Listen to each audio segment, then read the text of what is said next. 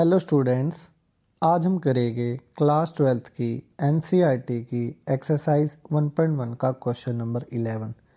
Show that the relation R in the set A of points in a plane given by relation R, two elements are related in relation R such that distance of the point P from the origin is same as the distance of the point Q from the origin. तो हमें इस relation को equivalence relation दिखाना है। ठीक है, तो हमें यहाँ पर क्या दिया गया है, सेट ए है मेरा, set of all points x comma y such that x comma y belongs to R. R क्या है, रियल नंबर्स है, यानी मेरे को ए दिया गया है, मेरे पास दो एक्सिस है, एक्स एक्सिस और वाई एक्सिस। तो इस पे जितने भी मेरे पास पॉइंट्स है, जो यहाँ पर आपको रेड डॉट्स दिख रही है, ये सारे के सारे मेरे किस में है, ए में है, यानी पूरा प्लेन मेरा क्या है, ए है। तो इस पे हमने रिलेशन आर डिफाइन किया है। रिलेशन आर कैसे डिफाइन किया है, एक पॉइंट हमने यहाँ पे ले लिया पी, दूसरा पॉइंट हमने ले लिया से क्यू, दोनों आपस में रिलेटेड है इफ़ एंड ओनली इफ़ जो पी और क्यू है, इन दोनों की डिस्टेंस फ्रॉम ओरिजिन क्या होनी चाहिए, सेम होनी चाहिए। यानी जो डिस्टेंस पी ये है, दूसरी डिस्टेंस ये क्यू है, अगर ये दोनों सेम है तो पी और क्यू आपस में रिलेटेड है। ठीक है, तो यहाँ पर आर ले लेते हैं हम, P comma Q such that P is related to Q if and only if O P equals to O Q. ठीक है, यानी जो डिस्टेंस है वो मेरी क्या होनी चाहिए, ओरिजिन से सेम होनी चाहिए। तो यहाँ पर हम दिखाते हैं कि रिलेशन क्या आएगा, इक्विवेलेंस रिलेशन होएगा। तो पहले हम दिखा देते हैं जो रिलेशन है वो क्या आएगा, रिफ्लेक्सिव रिलेशन होएगा। For all P belongs to A, P comma P मेरा रिलेशन आर में होना चाहिए। ठीक है, तो यहाँ पर रिलेशन आर में होने के लिए हमें क्या दिखाना है, हमें दिखाना है to show O P equals to O P. अब यहाँ पर तो ये सेम ही नंबर है, तो इसकी डिस्टेंस हमेशा सेम रहेगी ओरिजिन से। This implies that relation R is reflexive because P comma P belongs to R. अब हम दिखाएंगे रिलेशन क्या है, सिमेट्रिक रिलेशन है। सिमेट्रिक रिलेशन के लिए हमें क्या दिखाना होता है, if P comma Q belongs to R then to show Q comma P also belongs to R, right?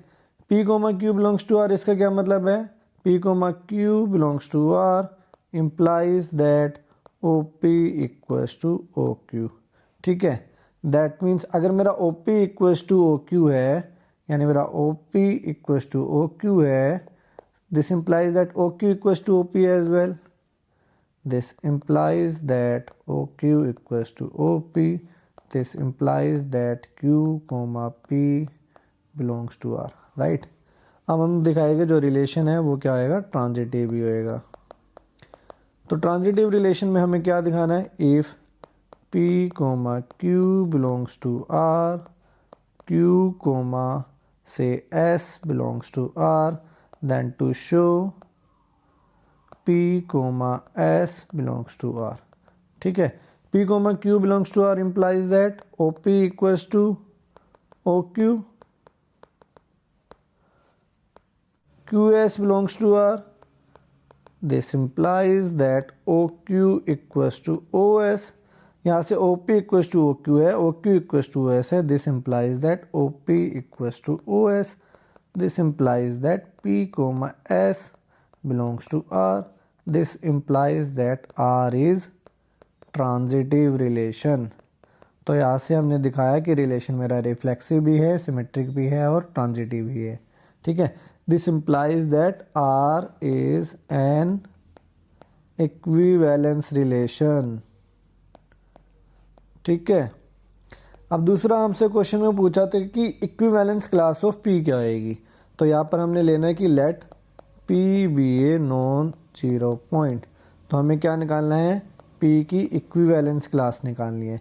P की इक्विवेलेंस क्लास क्या होएगी, all element Q such that P is related to Q। that means P, Q belongs to relation R. अच्छा, P, Q belongs to relation R. This implies that मुझे वो Q निकालने हैं such that OP equals to OQ. ठीक है, यानी अगर मेरे पास ये मेरा प्लेन है, यहाँ पर मेरा P है, यहाँ पर मेरा Q है, इन दोनों की डिस्टेंस सेम है. ठीक है, मैंने मान लिया डिस्टेंस क्या है, R है, इसकी भी डिस्टेंस R है, तो मैं कोई और पॉइंट लूँगा जिसकी डिस्टेंस R होएगी, वो भी मेरा P से रिलेटेड होएगा. दैट मीन्स ये जितने भी मेरे पास पॉइंट है जो मैं रेडियस R पे ले लूँ, तो वो सारे के सारे पॉइंट मेरे क्या होएंगे, P से रिलेटेड होएंगे. तो इसका मतलब P की इक्विवेलेंस क्लास में क्या हो जाएगा, P की इक्विवेलेंस क्लास में all those points Q such that OP equals to OQ. That means that Q lies on a circle with radius OP, right? यही मतलब हो गया ना.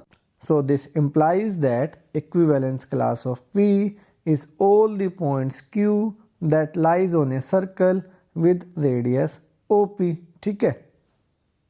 So this is what we have to prove in this question, right? This is the second part. Show that the set of all points related to a point P not equals to 0 is a circle passing through point P with origin as its center.